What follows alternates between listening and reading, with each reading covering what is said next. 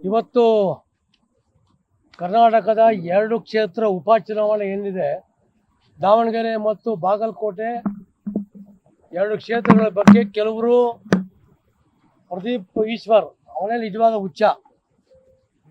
ಈ ಪ್ರದೀಪ್ ಈಶ್ವರು BJPಯ ನಾಯಕರನ್ನ ಕೋತಿಗಳು, ಅಯೋಗ್ಯರು ಅಂತ ಏನು ಸಂಬೋಧಿಸಿದ್ದಾರೆ.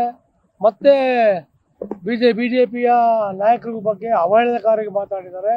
ಎಲ್ಲವೂ ಕೂಡ ಸಂವಿಧಾನ ವಿರೋಧಿ ಅಂತ ಭಾವಿಸ್ಕೊಂಡಿದ್ದೀವಿ. ನಮ್ಮ ಹರೀಶ್ ಅವರು ಮತ್ತು ಲೀಗಲ್ ಸೆಲ್ನ ಎಲ್ಲ ನಮ್ಮ ರಾಜ್ಯದ ಪ್ರಮುಖರು ಇವತ್ತು ಬಂದು ದೂರನ್ನು ಕೊಡ್ತಾ ಇದ್ದೀವಿ ನಾವು. ಯಾಕೆ ಅಂತಂದರೆ ಸಂವಿಧಾನ ಪದಗಳು ಏನಿದೆ ಅದನ್ನು ಬಿಟ್ಟು ಏನು ಇವರು ಒಬ್ಬ ವ್ಯಕ್ತಿ ಮೇಲೆ ಕೋತಿಗಳು, ಅಯೋಗ್ಯರು ಅಂತ ಏನೋ ಪದವನ್ನು ಹೇಳಿದ್ದಾರೆ.